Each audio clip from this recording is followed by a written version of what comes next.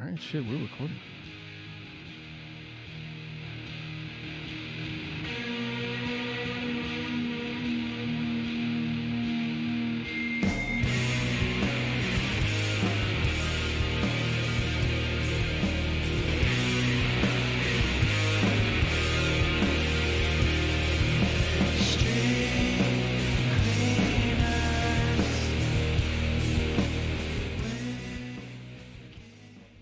Welcome to Musically Meditated. I'm your host, Joe Riley, and I have my co-host with me here too, Sreten. What's up, dude? Hey, what's going on, man? It's been a little while. It's been a minute. Yeah. You've been gone. I've been gone for like a month. A month. Yeah. You were in the motherland. I was in the motherland, and I stopped by a couple places in Europe. It was actually pretty awesome. Awesome. Yeah, it was great. Just real quick. How was Serbia, the motherland, where you're from? Serbia was great. Got to see a lot of family. Took care of some family business.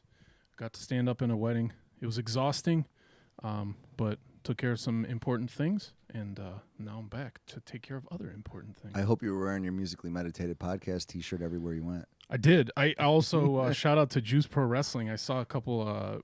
What's that? The guys right now, the Bullet Club shirts. Oh, cool. And then I was like, check this out. Like I was showing my Musically Meditated shirt. Thanks. Yeah. So yeah. I only took 3 shirts with me. I wanted to be a minimalist, and that was one of them. So right on. Did you bring it back or did you leave it there? I didn't find anybody to give it to. We were kind of nerdy. We walked around. The last 4 days was when I was going to exchange it. That was the plan, and we just never. We just mostly walked around. We went out one night, and we were like me and my brother and one of our friends. It was almost like we were the 3 old men surrounded by teenagers that were partying. So Was Boy on there with you too? no, he didn't get a chance to go. Oh, okay. No. Okay. So, but it was pretty cool. Well, I'm glad you're back. We missed you. That's what I've been told. Yeah, we all missed you, and your Suge Knight ways here at the studio. Yeah, I gotta come back here and lay down the law a little bit. You got to dangle some people from the rafters like Vanilla Ice. That's what Suge did. But I know we're getting kind of crazy, but yeah, well, I'm glad to have you back, man. Thanks, man. It's good to be back. Yeah, this is episode 47, and this particular episode is focusing on the band Nothing and culture abuse, and we have talked about them in the past.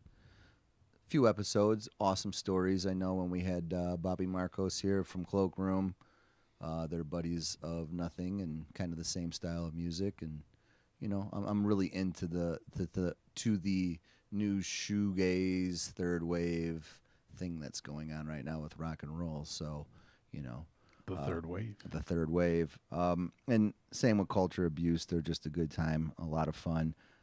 But we'll get into that in a second. But first off, we got to do the shameless self-plug. And Musically Meditated has a number, and we need you all to contact us with ideas and whatever suggestions you may have, any albums you would like us to review, any music for us to discover, because every day, whoever I'm hanging out with, it's like, hey, check this out. What? And it's hard to keep track, but please reach out, and the number is 1-812-963-4727. That number again is 1-812-963-4727. What's that number again? 1-812-963-4727. That sounds like a good like a rap song, Yeah. like a Mike Jones. 718. I forgot what it was, but at any rate, yeah. So this is what I want to get into as well. When we get to episode 50, you and I have talked about this, about, not really wanting to collect money, but I think it's fair to ask. We have a very nice core listening fan base, and please, to all of those that have been with us for almost this entire year, share all these episodes on Facebook, like or repost on Instagram, repost on Twitter, all of that. It's really helpful. But what I'm getting at is by episode 50, Musically Meditated is going to start a Patreon. And I feel weird about that. I always have. I don't know, asking for money. I know you don't. But, I was listening to a really cool episode with Sam Harris That's my favorite Waking Up podcast, and they went into that, and Sam said he'll never, promote his sponsors. He takes in money. He has a Patreon, but he's not going to promote sponsors just to promote them. And it was this discussion of all this free content. Everybody just expects everything to be free, and Right. and how it's actually hurt rock and roll. Looking into it now, like from the Napster days back 20 years ago or whatnot. But yeah, we're gonna start a Patreon by episode 50, and feel free to participate. And As donate. weird as it'll feel, sorry to interrupt you, Joe. No, go ahead. One of the major things it's going to do is allow us to expand. It will allow us to reach out to other bands. It'll allow us to organize like events, shows here in Hobart, shows in Northwest Indiana. Hammond just opened up their amphitheater, and they're trying to bring big acts. I mean, T.I. was just out there. Right. What's the other dude? Nas was out there. Sublime. Yeah, a bunch of different Chevelle. acts. And yeah, a Patreon would just allow us to do better, have better cameras, have better everything. Everything. Like just and it will just help us. Help us grow. Yeah. And we put a lot of work behind this. It's a lot more than just hitting record and BSing. for sure. There's a lot behind this, and just not like the format and whatnot. There's a lot of passion. I'm always coming from the heart. Everyone that's been listening thus far, I'm sure they realize that. Yeah. So and it's information. I'm trying to put out as much information about a particular band and whatnot. But yeah, so feel free to participate. Yeah. With the Patreon, yeah. It's coming. Coming soon. It's coming soon. And with that, today's our first video where we actually are on showing our YouTube. You get to handsome look at our faces. faces. Yeah. So we'll see how that goes. And, it's and a Fiji Water did not sponsor this, but Fiji, if you would like to. neither is Sun King Brewery out of Indianapolis. Right, or I don't Champion shirt. Always Champion. Shout out to Champion, though. They're doing awesome stuff for the veterans. I love it. They're giving all vets 20% off on their gear. Love it. Shout out to Champion. I like how Champions come back. Yeah. They have come back in a big way. Always been a Champion guy. Me too, because it was always cheap. Yeah. But now it's kind of like it's popular and fashionable, but it was always big with hip hop and hardcore punk. So I love the cross reference. So yeah, shout out to Champion. But yeah, Champion, we're here.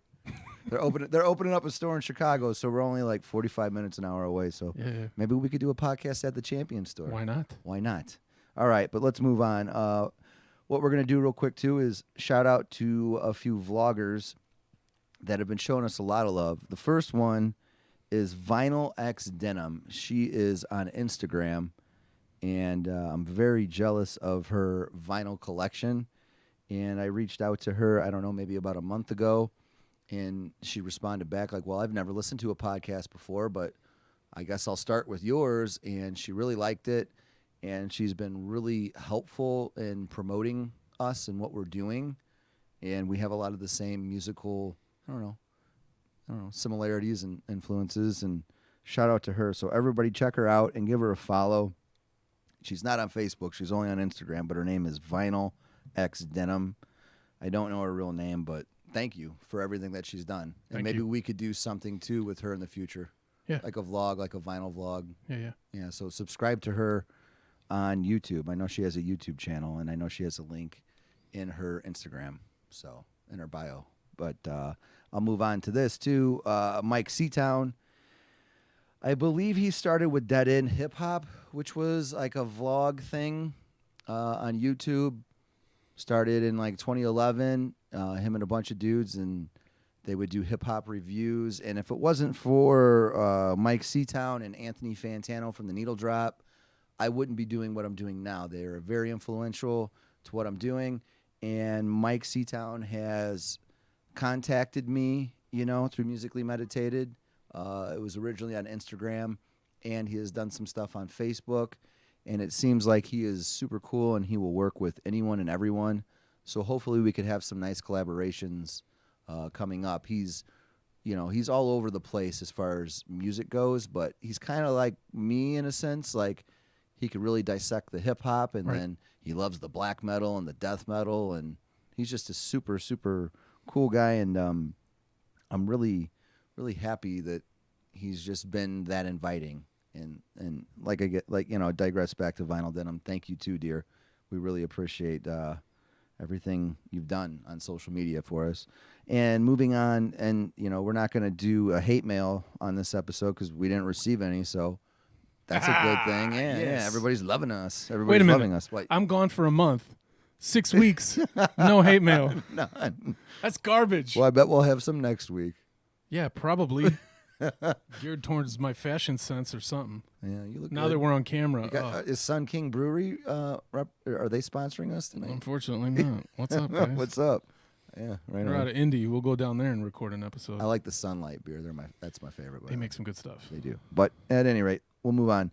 What I want to do right now is give a shout out, and this is a shout out to bands and artists that have been very supportive, with likes or reposts or retweets or whatever, or messages that they've sent Musically Meditated. So I'm going to go down the list, and I'm going to start with hip hop.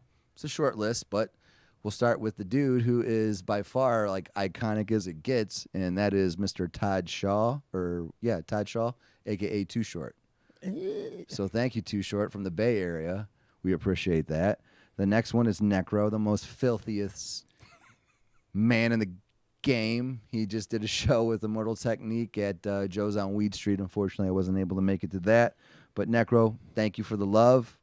And he's got new material out, and he's just not a PC individual. He's dirty, he's grimy, but I've been messing around with Necro for many, many years. He's just a filthy cat. You sent me one of his, couple of his songs, and I was like, ooh, because I remember when I was a kid, I was fascinated with 2 Live Crew because they were so filthy, and I was like 12 years old, 13 years old, and I was fascinated. I was like, how are these guys allowed to say this stuff? And then you listen to Necro, and you're like, oh, yeah. Yeah, he's pretty hardcore. Yeah, but yeah. thanks, Necro, for the love. We love you. And last but not least, Gary natives, or a native from Gary, Indiana, Mr. Freddie Gibbs. Mr. Freddie Gibbs. Mr. Freddie Gibbs. We got to get you. We're gonna get you. We've been trying to work our magic through all of our different avenues that we have. So if anyone that's listening to this that knows Freddie Gibbs personally, yeah. Tell him how nice we are. Yeah, tell him how nice Musically Meditated and If Joe you've been Riley and Sreten Jovanovic are. Yeah. Don't listen to all that Suge Knight talk. I'm adorable. See, that's what I want to do is get Freddie in here and talk some old school hip hop, but Gary hip hop, Yeah. because that's where he's from. But Freddie showed us he has shown us a lot of love on Twitter. I know that much. Now moving on to heavy metal bands or whatever you want to call them. First and foremost, Converge has been really, really supportive. A lot of likes, a couple messages. I don't know who it is behind it, but, if you've been listening to this podcast for this long, you know that I love Converge, so that means a lot to me. Next band, Quicksand. That was just recently. We did a live show review, and they liked it and said, hey, thank you, blah, blah, blah, and there was some bad sound during that particular show, but sorry. That's not my fault. That's that place's fault. But yeah. Thanks, Quicksand. And probably more than any of the other bands, they just like some stuff that I posted today is Pig Destroyer. Pig Destroyer is just they're always liking, they're always there, they're always in the background. So in the future, we'll hopefully have a interview with like JR or Scott or something. Anyone in the band would be great. Remind me again. They're from the East Coast, right? They're from Virginia. Okay. Like DC, okay. Virginia area. So yeah, they've been awesome. Relapse Records, they've been supportive. Death Wish Incorporated, which is Jacob from Converge's record label, have been very supportive and a lot of likes and retweets and all that jazz. Moving on to Cloakroom. Obviously, we had Bobby here. Bobby's helped out. He's opened some doors for us, for other bands that I really like. Clisette, is that the right way to say it? Celeste? No, Celeste, right? Like a female name. Mm-hmm. They're a French band. They've been showing a lot of love on Facebook, which is kind of odd to me, but they're Bonjour, Celeste. They're really, really cool. They always play with the lights off 8-string guitars, and they have like they're mining, but it's just like an orange light, and they just have some great chord progressions with. You said they're out of with France? The guitars. Yeah, they're from France. Huh. Yeah. I might have had something to do with that. Really? What, when you went out there? This was No. before that. No, before that. Okay. I reached out to a handful of places like 7 months ago. Germany, France, Holland. Yeah. Okay. So I'm not taking credit, Go ahead. but there's a chance Go ahead. that I had something to do with it on accident. I got to check them out, though. That No, sounds cool. they're really awesome. Next is Fiddlehead. I love their new album this year. They've been really I believe it's them or it's Run for Cover Records. They kind of have a weird mystique behind their social media stuff. I know they do not have a Instagram, but they've been reaching out to us on YouTube and liking, the review that I did, the rock review. I think I don't remember what episode it was, maybe 35 or whatever, but they've been really supportive. And man, everybody, please check out that new Fiddlehead album. It's really heartfelt. He lost his father, and yeah, you look into the lyrics, and like right now I'm going through an injury, and like it's one of those albums I put on, and it helps me get that extra workout or rep in, like going through rehab. So shout out to Fiddlehead. Like I said, Run for Cover Records is affiliated with them and many others. They've shown us a ton of love. Detour North, we had those dudes on here. They're doing really well in the Chicagoland area in the pop punk scene. So thank you for all your love. Handsome Prick, those are our local homies. But no, for real, they just did the Full Terror Assault Fest, and I watched it, and it looked great. And, if you like grindcore and some humor and just a lot of elements, power violence, death metal, death grind, yada, yada. Yeah, those are our dudes. So. Handsome lead singer. Handsome. They're all handsome. Every guy in the band's handsome. That's right. why they're Handsome Prick. Another shout out to New Morality Zine from Nick. He has been super supportive since day one. He comes to, all the Mythos Zine things that we have here in downtown Hobart at the Green Door Bookstore. And, Nick is always there. If I have a question, he's always been very supportive. So shout out to him. We love you. And last but not least, Jabberjaw Media. We see you. You guys are definitely, on the top tier for music podcasts, and we appreciate all the love that you're sending us. And now moving on and moving forward, a band that has shown us a lot of love and, messages back and forth. That was the intro song that you heard right at the beginning of the podcast, and that is Nothing, the band of Nothing. And, Nothing is... I'll just say a shoegaze American rock band. They were formed in 2010. They came out with a couple self-released EPs, and then they eventually signed to Relapse Records. And then they finally came out with my favorite still to this day, Guilty of Everything. It came out in March of 2014. They followed up with Tired of Tomorrow. That was released May 13th, 2016.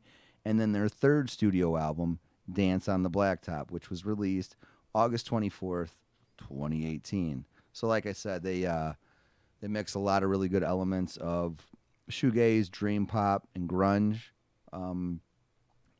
Everyone in the band as of right now, we have Dominic Palmero. I don't know if I'm saying that right, but I know they all call him Nicky, or remember, what did Bobby always say? Nicky Money? Nicky Money. Nicky Money. Nicky Money. We got Brandon Setta. He's on, guitar. So is Dom, or Nicky Money. They both trade off leads and rhythm and vocals. And then you have Kyle on the drums. Super awesome drummer. And then now you have Aaron. I guess it's Aaron Hurd. Is that how you say it? Sorry, dude. I don't know. He is actually the lead vocalist of Jesus Piece. And they're a hardcore, badass band from Philly. Nothing's from Philly.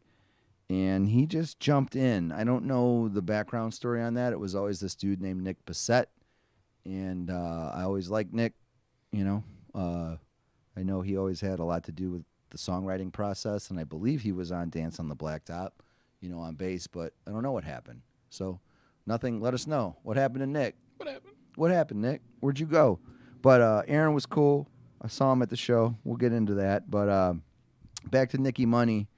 We'll just call him Nicky Money. I remember hearing about Horror Show a long time ago, and that was through a couple of EPs that was released through Death Wish, like I said, through Converge. And, you know, Nicky Money got into some trouble. Things happen. I'm not going to speak on that because that's just not on me. But at any rate, you know, he also performed in Exoskeletons, which actually featured Wesley from American Nightmare. So, you know, there's like this crazy, like, hardcore connection. Yeah, yeah, yeah. You know, so, yeah, I'll go into that. After his little problem and, you know, he got out, he really didn't know what he wanted to do. He was going through a lot of depression and whatnot. And he came up, you know, with a demo that he did by himself, and he just called it Nothing. And they went through a ton of different lineup changes. And finally, in 2013, Relapse signed him, and Guilty of Everything came out in 2014. And that album, I love that album. There's something behind it that's extremely thick. It's bass driven, but it's just I don't know, man. I go back to it a lot. It's a good rainy day listen, you know, for everybody listening out there. Like, do you find that most of their music is kind of rainy day? It's sad. Yeah. Yeah. That's the subgenre though. Like that's kind of yeah. Thing, I mean, I've watched some interviews with Nicky, and he's like, yeah, I was in a hardcore thing, and then like he's like, I just wanted to make sad music, so I found a bunch of sad people to make sad music. I mean, why not? Why not? I mean, if that's your thing, yeah, you know. I mean, and you know, everybody there's something to, you know, pump you up, right. But then there's something to kind of like chill and vibe out to.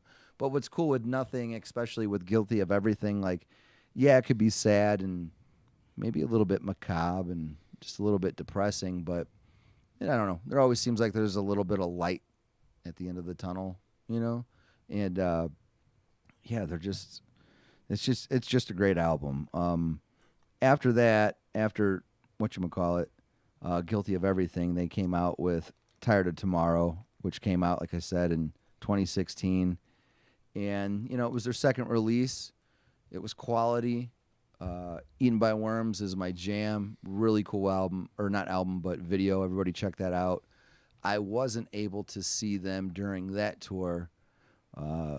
Nicky mentioned something during that particular show in Chicago where he drank too much, and I've heard some stories and kind of had his own little rock and roll experience and maybe fell flat on his face or whoops or something like that. But you know, this time around when I saw him live, we'll get into that.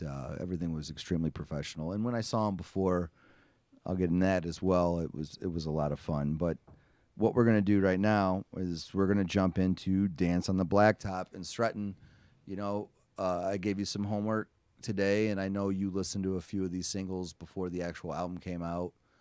I guess my first question for you is, musically, what are you feeling here?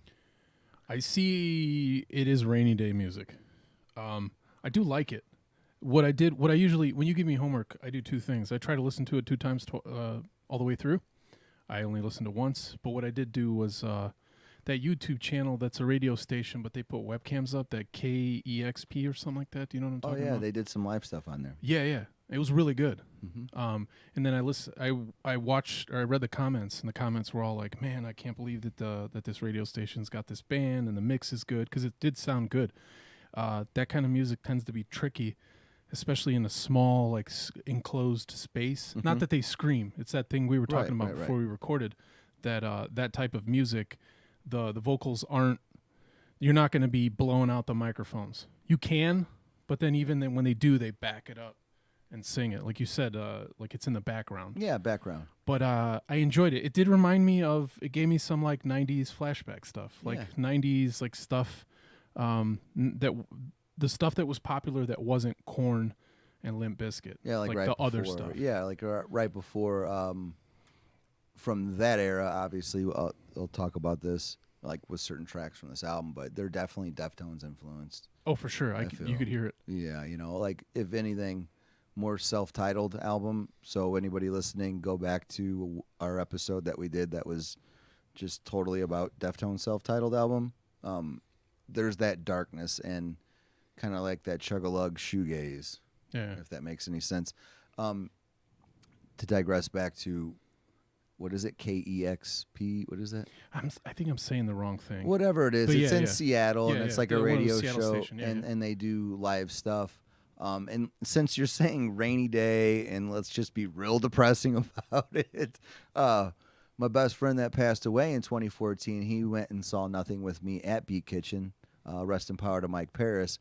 But I remember this, the last link or the last text message I sent him was that performance by Nothing, because we saw him earlier, and like he responded like, "Oh yeah, that was a great show." Like, well, like it wasn't that show, but he's like, Right. "Oh, I love Nothing, blah blah blah." But that just brought me back. So that's cool that you brought that up, because I know they have a couple performances on that, but it's the earlier one. So people that really want to dig deep, it was like their first performance on that. Yeah. I don't know which one. Whatever it was, it looked good, but I don't know what year the one I watched was from. Yeah, I mean, it could have been 2014. Yeah, 2014. It could have been. It They've had been to doing have that been. video for forever. Forever. They bring a lot of really cool bands Yeah, on there. they Cloakroom sure do. was on there as well. Really? Yeah. Nice. Yeah, I think, like I said, like Celeste, like I just mentioned, and Birds in Row, which we're going to get into coming up in future episodes. But going back to Dance on the Blacktop, this is their third full-length release. Like I said, Philadelphia Shoegazers, led by Nicky Money, and this time they used a different producer, and John, I don't know if I'm saying this right, but Angelo, and he's worked with a ton of other people in the past. I don't know. I ain't gonna look that up right now. What other bands it was, but It's for the nerds. for the nerds, you nerds do that. But one song, Plastic Migraine, on this particular record is I got Holy Slow Dive. Slow Dive is a shoegaze band. They had a great album that came out last year, and it was their first in a long time. But Slow Dive, I hear Slow Dive all over this, and I was really, really impressed with the chorus. Moving on to the track, Us, We Are. I think this is a great blend, like you said earlier about 90s stuff. This is a great blend, this particular song, between Hum, Nirvana, Smashing Pumpkins, and Deftones self-titled. Like all of that. Like they really embody like that 90s kind of grunge,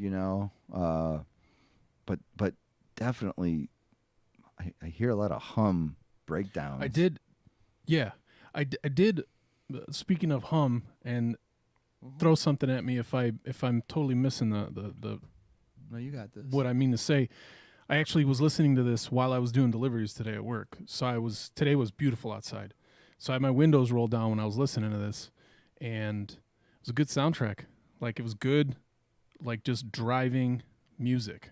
So it was, and Hum was like that too, right? Kind of. Yeah. Had that kind of like tempo. Yeah, where, they got that tempo, but they bring in like the heavy. Yeah. Like this particular track, We Are brings in that chug-a-lug heaviness that Nothing has always had, but like I hear that Hum influence. And no disrespect to you guys from Nothing, I mean, we are all like as musicians, influenced by something. It's got to come from somewhere, right? And I just hear Hum on that particular track.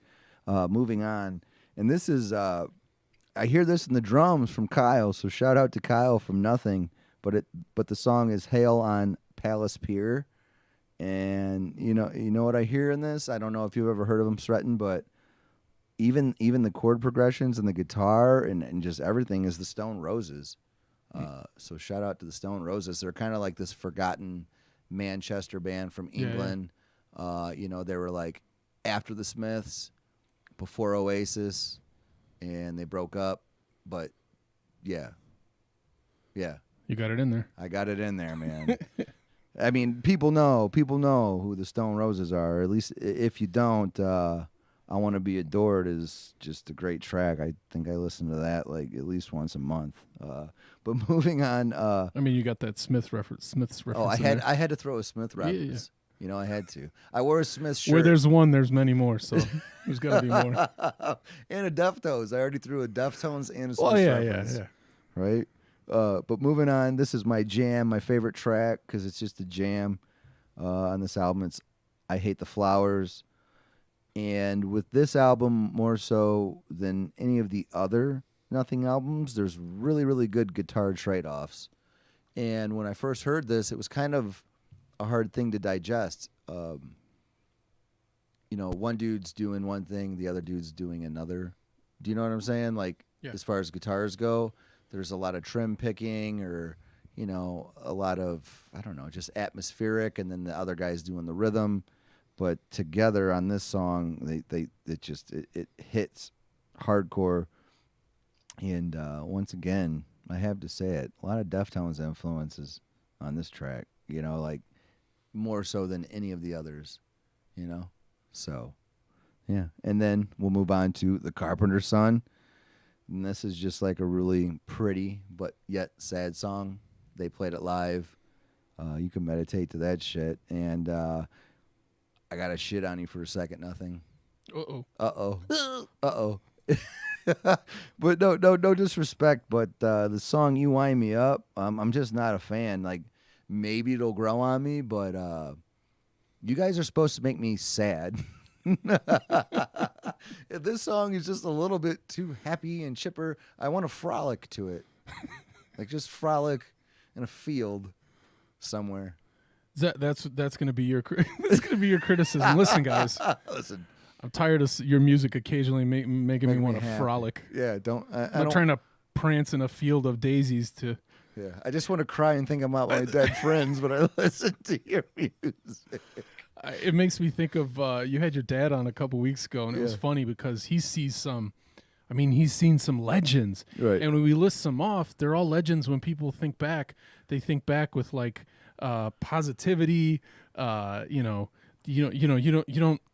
But he made fun of you. He's like, "What kind of bands are these?" I can't imitate your dad. "What kind of bands are these that you've been listening to?" It's all like Pig Destroyer, you know, Cannibal Corpse, all this like violent. All these violent names, and then So I just think it's funny. Like, you guys need to make me sad. I'm trying to cry and think about death. Think about all my death. No, it was funny though. All right, we'll transition into this. My personal stories. You know, I may have shared this about Nothing before, but it's kind of cool because the first time I saw these guys, it was at B Kitchen in Chicago, right when Guilty of Everything came out. I went with Dougie Myers and Mike Paris, Rest in Power, like I said. You know, there was maybe like 50 people. Hannibal Buress wasn't at that one. But at any rate, they kicked ass. Paris said something to Nicky Money, and it pissed him off.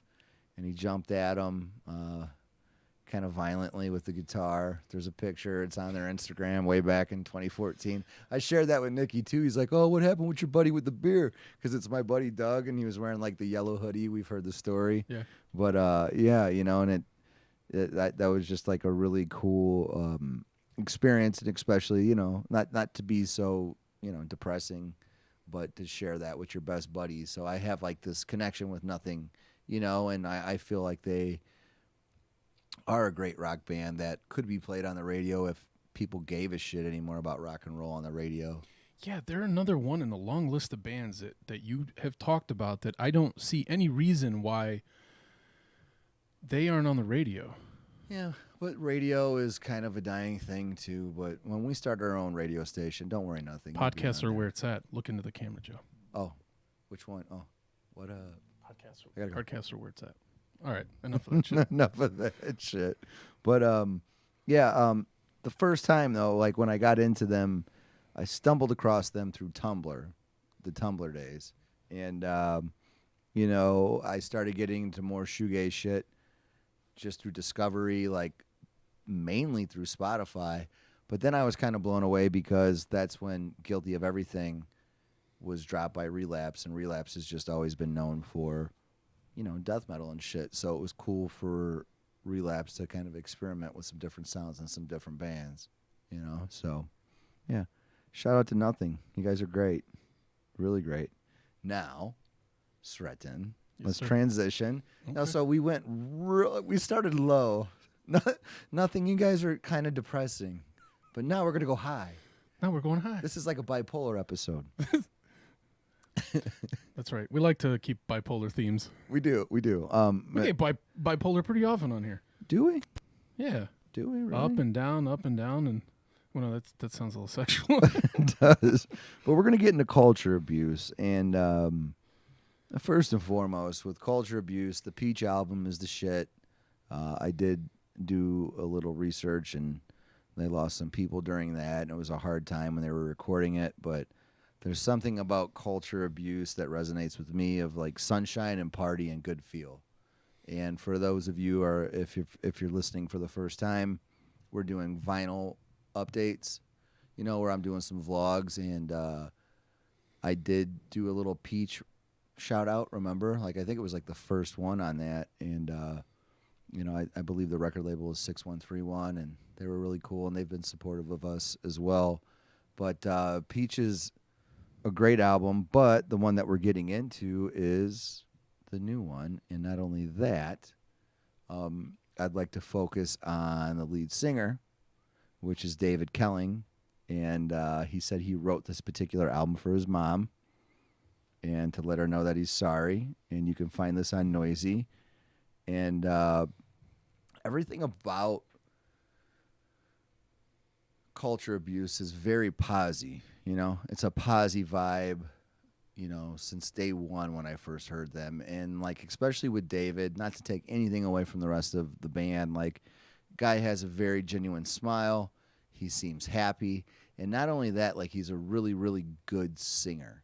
Do you agree? I mean, did you listen to Bay Dream today? We're talking about Bay Dream, by the way. I did. I actually really enjoyed it. Okay. No, Did you enjoy it more than Nothing? Now Nothing's listening. I did, but that just, I mean, I was listening to them both in my car.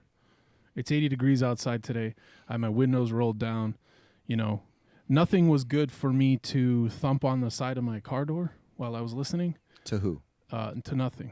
But culture abuse, I was actually like feeling good about the sunlight and feeling good about not being at work. And I enjoyed it. That's funny. It's positive. It is. I get so doing 9 to 5 stuff. There's periodically where you can get a little sucked into your own crap. Right. And so I try to occasionally stay away. If I would listen to something like Nothing, it would be when I got home, maybe before bed. I give myself a half hour to listen to something darker. That way I can get into it, but it doesn't screw with my day. I mean, I'm not that sensitive. Before or after Pornhub? None of your business, bro. I don't like to get mad and then get on Pornhub. What are you? But culture abuse was. I thought you told me to listen to them before, right? Yeah. But started with the Peach album. It was a Peach album. It was very positive. It's just like upbeat. Like I love Peach. For those listening that have never listened to culture abuse before, like if you love the Ramones. This is for you. Like they're just Weezer. I'll throw Weezer in there. I hear Weezer in there. Like NoFX. Like they're just like this really. I don't know. I've never been to the West Coast personally. Like, but they to me represent like the Bay Area. You said that Bay before, Dream. Like they remind me of that. They're just so happy. Like everything about it just has that posy vibe. Yeah, I did the same thing I did with Nothing, where I listened to the album and then I tried to find something live, and it was footage from a festival that they were playing, and I think they were one of the first people to play, so it was daytime. The crowd wasn't warmed up, or there wasn't a lot of people, but they played. They were positive. The lead singer started cracking up multiple times. I don't know who he was interacting with the crowd. But you saw that they were just enjoying their time on stage playing together, and it was good. It was, like I said, On a sunny day, slight wind, you're in your car driving. I really enjoyed it. Yeah, I'm glad that you brought that up because like even today, I had kind of a stressful one, and this album was my summer jam, Daydream and like or Baydream. I'm sorry, but it's a perfect album to have your dog if you have a dog and just let him hang his stupid head out the window. Yeah. And then that's what I did with this album today. I was like, oh, I'm a little stressed out. Like, here's Tuco, my pit bull. Yeah. He's to the side. Like, I just saw these dudes. They were super fun. You can tell they're super fun. Like, let's just drive around and just forget about everything and just smile. Like, everything about this is just like a huge smile. So I love the difference between nothing and, like I said, back into culture abuse. Another thing, too, with this particular album and back to Kelling's like love for his mother and so on and so forth. He was unfortunately born with cerebral palsy, and he's always he has a lot of stuff. There's a lot of articles right now you can go into, like I said, on Noisy and whatnot, where people always kind of looked at him as maybe like the heavy set, dude with a disability, Mm-hmm. and he kind of took all of that and let it affect him maybe a little bit. Yeah. I don't mean to speak for you, David, but and just turned it into something super positive. Yeah. And like with this particular album too, compared to Peach, when I first listened to it, I was like, damn, this is like really like, I don't want to say cookie cutter, but like this is like some like glossy, like this should be on the radio. Like this wouldn't offend. Like my grandma could probably, like a majority of these songs, like my grandma could beat her head to it. Like it's really, really super chill. So, but like I said, like back into that, he took all of his, personal problems and back into that positive mindset, like we all have. Yeah. Here at Musically Meditative. Try to have it. We try to have it, right? Yeah. So, I'm not gonna break down that album track by track, but with both of these albums, Dance on the Blacktop and Baydream, they're quick listens. They're like 9 to 10 tracks. We will post the links for both of these, so everyone listening, check them out. Let us know what you think. Call that number. Sreten, what's the number? You have it close by. I don't have it memorized. I don't either. But let us know, and then Nothing and Culture Abuse also let us know. Well, if you're listening, it's at the beginning of the episode, but if you're on YouTube, just down in the show notes, we'll have the phone number. Just call it. We will. Here it is. 1-812-963-4727. Once again, 1-812-963-4727. What is it? 1-812-963-4727. You're kind of annoying, but I love you. But yeah, Culture Abuse is like I said, it's a jam. It was my summer album, so thanks for that. Now I'm going to move into and transition into the live performance that I just saw. I don't even think it was a week ago. And I thought this was a perfect opportunity to introduce these bands on their own platform, but then now talk about the live experience. And first thing, it was at Lincoln Hall. Super. What'd you think of that place? Super swanky. Swanky? Yeah. Like really, really nice. Like no piss on the toilet seats. If you wanted to do drugs off the toilet, you could because it's super clean. Clean enough to do a line off the toilet. Yes. Yeah. A lot. We're gonna write that on their Yelp Yelp review. Thank you for your clean toilet lid, Yeah. so we could do certain Hard drugs. off of it. But yeah, it's like I had a bunch of Musically Meditated stickers, but it's like I couldn't put them anywhere. It was like that swanky, and like I had it confused with wherever I just saw Glassjaw and Quicksand. That was Concord. Concord? Yeah. I had it mixed. I had Concord Music Hall and Lincoln Hall mixed up. I can't probably the hall. visualize Concord right now. It's filthy, right? It's in Bucktown. No, that wasn't filthy. That was swanky too. Yeah. But this Lincoln Hall was, dude, like swanky. I've been there once. I do remember it was nice. Really? It had wonderful air conditioning. Which you shouldn't really care about at a rock show. Yeah, we appreciate air conditioning. But at any rate, I went up there with Mark G. Mark G went with us to American Nightmare. Shout out to Mark G. And we met up with Mitch Myers, Mitch Mommy Millions, Dougie Myers. You met Doug as well before. Yeah, he's like, it took me an hour to get here, but he went with me before when we saw him at Beat Kitchen with Paris. So we got there, and like I said, super nice place. Great beers on tap. I got some Great Lakes Oktoberfest. Was really happy about that. The merch booth was cool. Talked to them. Waiting for a while. The first group was Smut. They had a female vocalist, kind of like an indie rock shoegaze thing going on, but really good opening band. Went out to take a smoke break. Ran into Nothing's tour manager. Reached out to them, like I think I mentioned earlier, to get an interview. They were the tour manager. I don't know dude's name, but he was like, I'm open for it. He's like, how much time would you need? I'm like, man, at least a half hour. And he's like, oh, we already did like 3 today. I'm like, okay, no big deal. I'm like, here's a t-shirt for Nicky Money.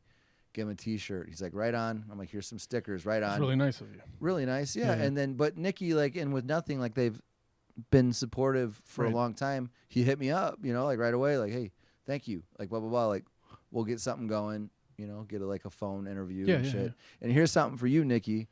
I've watched a few interviews, and please go back and listen to the last Eazy-E one.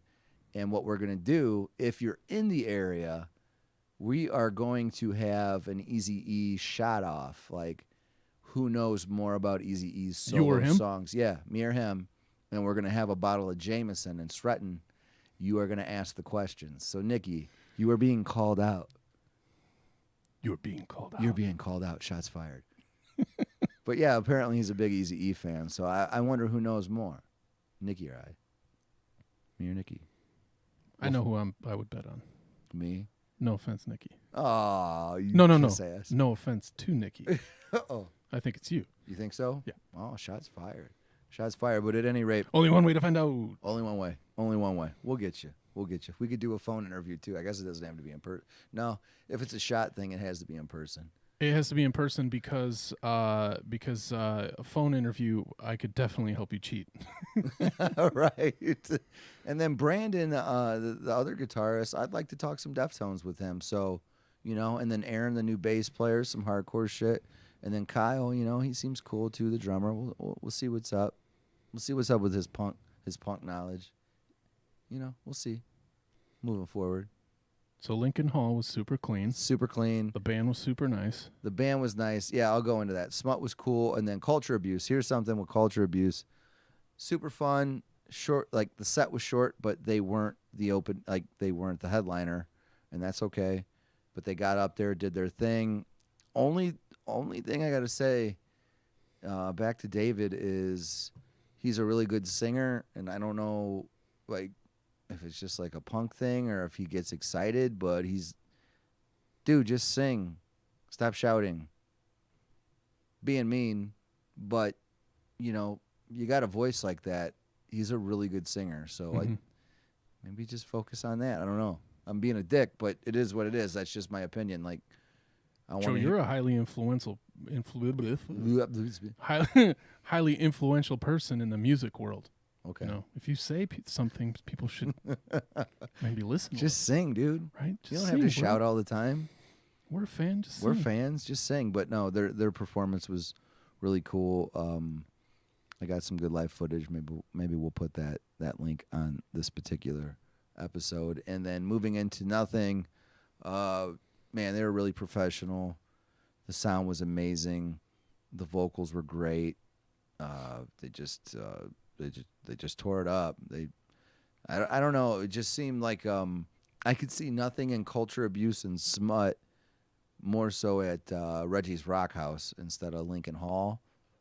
Just for a grimy reason, because I think they're both kind of grimy, but in a good way. But this was some upscale stuff, so nothing against. It's about the same number of people can fit in both spots, Lincoln Hall and Reggie's, right? Yeah, they're about the same size. Dougie and I were talking. How many people were there?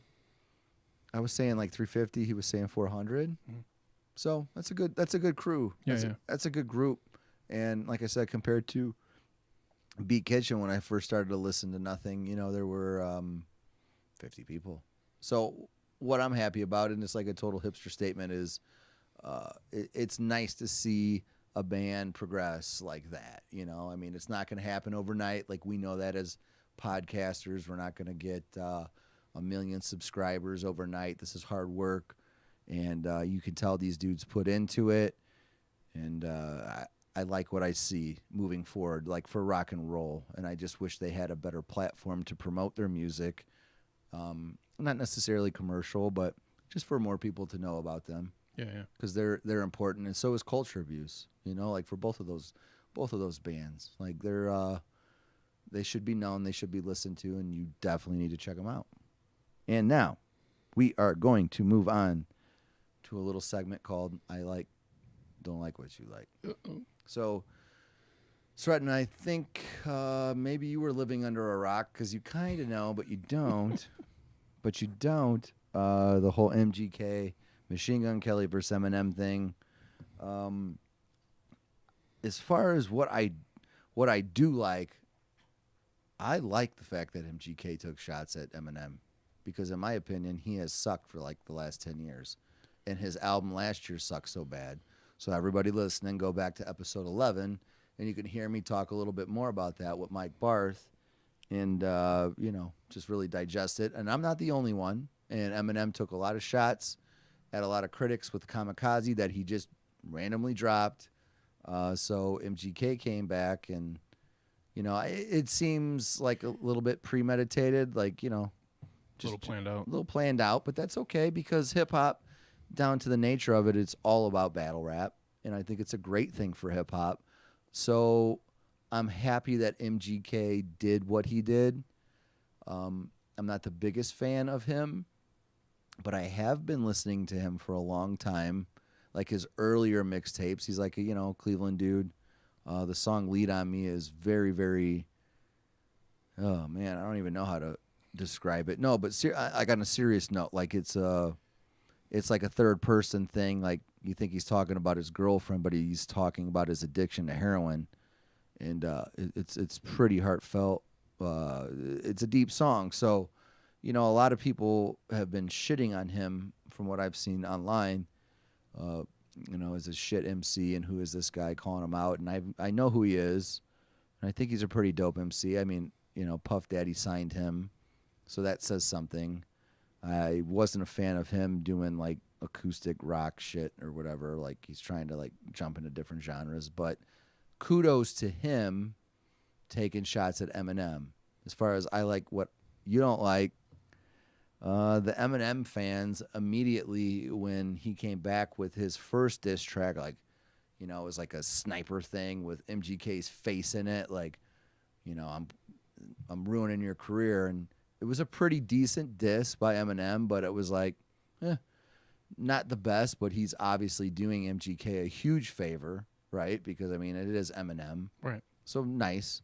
But his second diss that I just listened to is called Pac-Man. That's what I was looking for. It was that angry Eminem. Did he get him? He got him. Yeah. He got him. I want to see what MGK comes back with, because MGK even came with a diss to G-Eazy. Remember, didn't you just show me something by G-Eazy? Or No, I just showed you the Philip DeFranco clip where okay.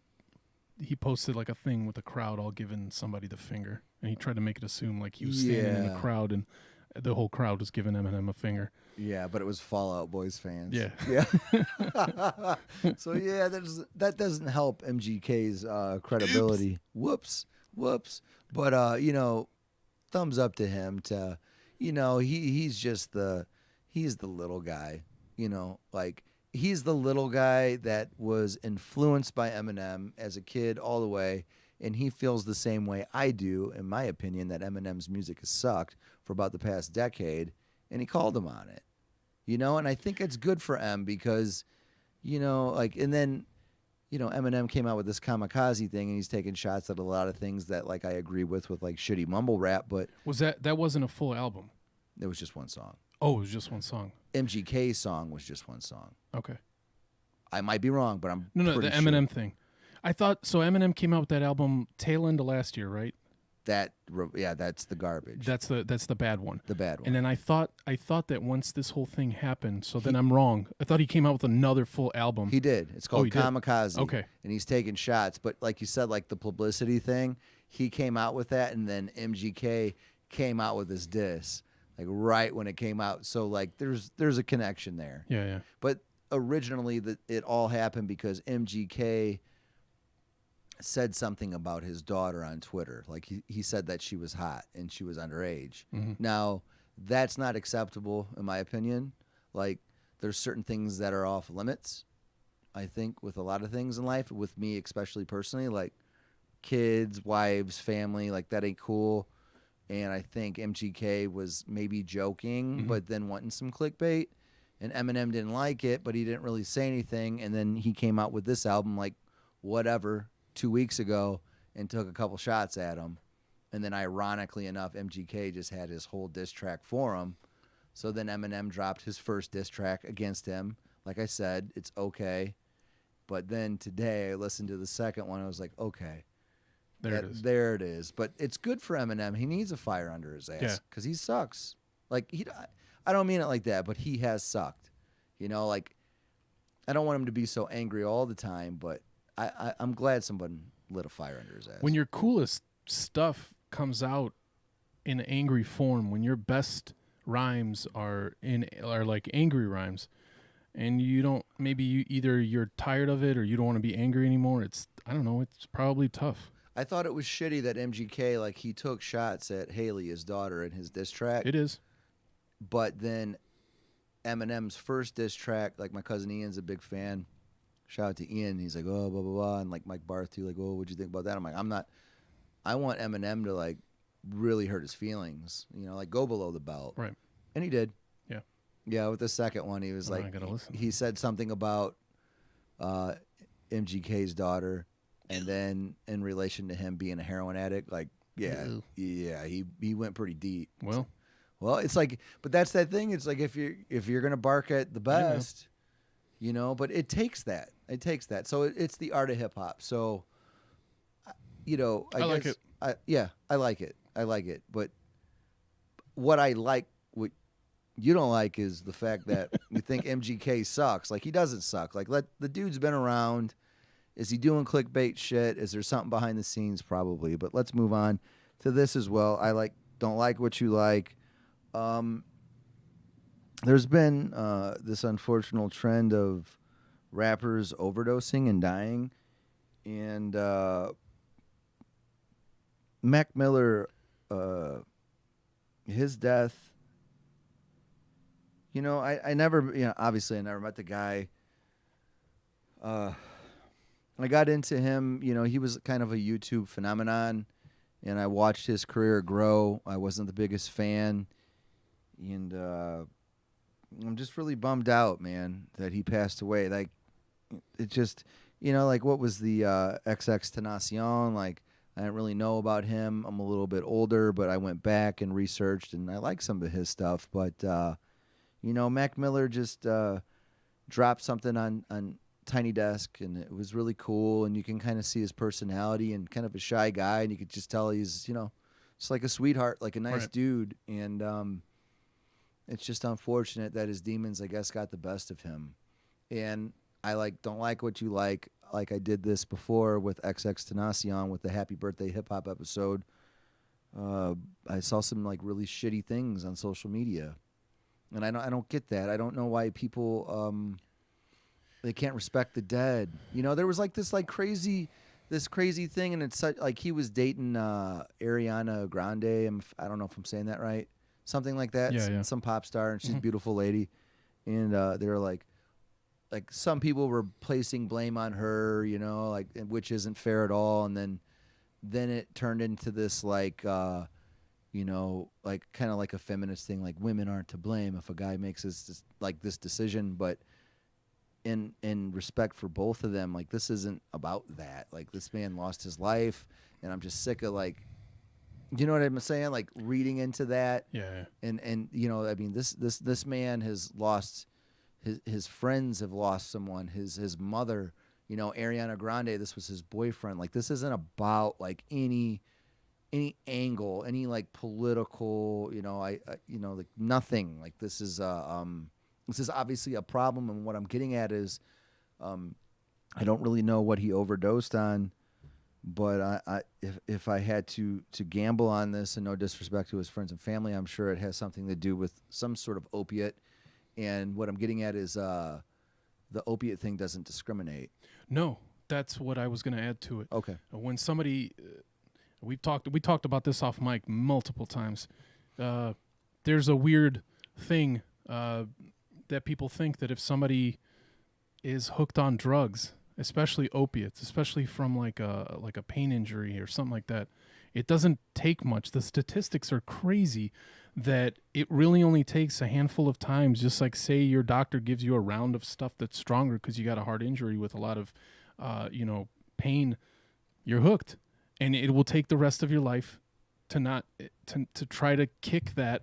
And there's so many. It does not discriminate. It's not but discriminate. When somebody hears like, oh, he has an addiction, they automatically think that person is like some kind of criminal or a bad guy or has deserved it or a piece of shit or doesn't have the willpower to kick it or all these different reasons. And it's not a conviction. Like the dude did not deserve to die. It happens to so many people all over the country every day, and it's pretty awful. But those commenters, that's just that internet, the ability to say what you think, and for people to perceive that everybody's opinion matters, and they do and they don't, but it's noise. It is noise, but why, rest in peace. It's a tragedy. The dude was a young man. Who knows what kind of music he could have created? His friends lost somebody. It sucks. He did a lot too with a lot of I would say, new wave rappers. I mean, like from a Freddie Gibbs to a Danny Brown to a Wiz Khalifa. I mean, even before that the second Eminem diss at MGK, it was like, hey, rest in peace, Mac Miller. This is a diss track. This is hip hop. Right. It was a cool shout out to him, and like everybody, like this shit.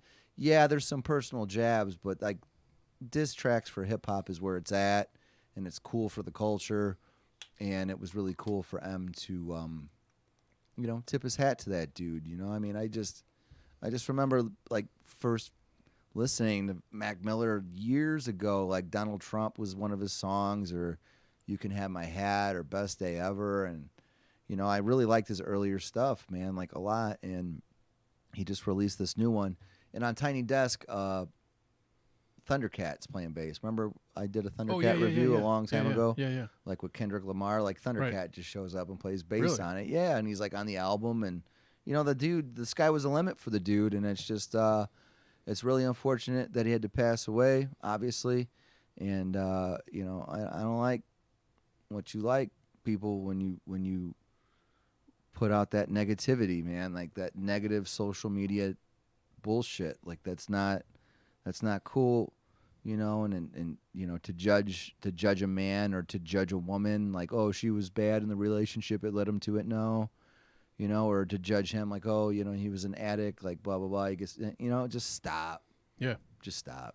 Don't do that. Yeah, don't do that. So this is what we're going to transition into, and it's meditate on this. Like I'm saying, talking about positivity. So when you're around positive people and positive energy, it'll resonate around you. And then when you're around negative people, negative energy, although positive, will also resonate, but it will negate like your final decision. So basically, stay around positive people, and the negative people will just, I don't know, man, they'll take you down. They'll take you down. Man, everybody's got their lives that they have to live. You try to be as positive as you can, as often as you can. You don't need poison in your life. Right, you don't. It's life. Life's going to kick you in the nuts. Yeah. So just stay around positive people. Yeah. Because when you're around them, that energy will resonate with you.